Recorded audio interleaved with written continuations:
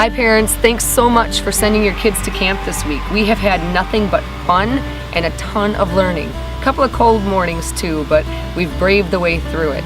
We wanted to take a little time just to let you know what they've been learning at camp this week, so that when you pick them up, you're able to talk to them all week long and for weeks to come about things they've learned here.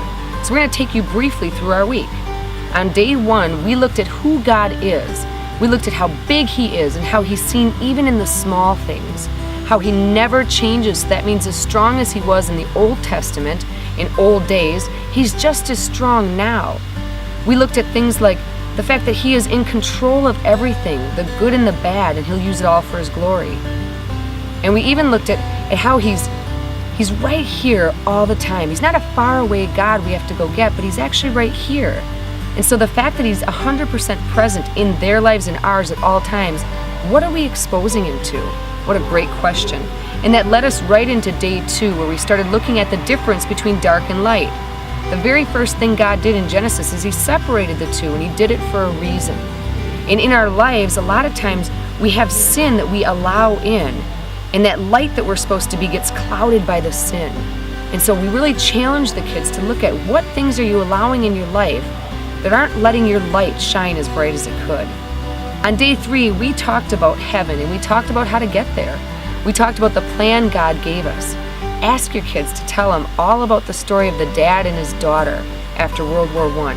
Extremely impactful story, and I bet they'd love to tell you. We also held up 2 signs all week long. One said, "I obey, therefore I'm saved," and the other one said, "I'm saved, therefore I obey." Which one of those is correct? If you're not sure, ask your camper, because they should know by now. As a hint, I'll tell you. It's, "I am saved, therefore I obey." On day 4, we looked at growth. What do we do now? We have all this knowledge, and how do we put it into practice and grow in it? And so we looked at different areas that we can grow. 4 areas should be impacted when your life is given a new nature by being saved by Jesus Christ. Your associations, which means your buddies, the people you like to hang out with, shouldn't be people who are constantly talking bad about their parents, but constantly bringing other people up. Their behavior should change. Things you used to do, maybe you don't want to do anymore. Your environment should change. So that means the things I'm watching on TV or the posters I'm hanging on my walls, the things I'm reading, my environment might change. And my appetite, number 4, the things I crave should change to be things I'm craving of God. Day 5, we looked at telling people. How do you tell people about Jesus? And there were 2 ways. One is to tell them directly, "Hey, I need to tell you about Jesus." And the other one is to model it for them. Live a life that's attractive, so that when they see you, they want what you have.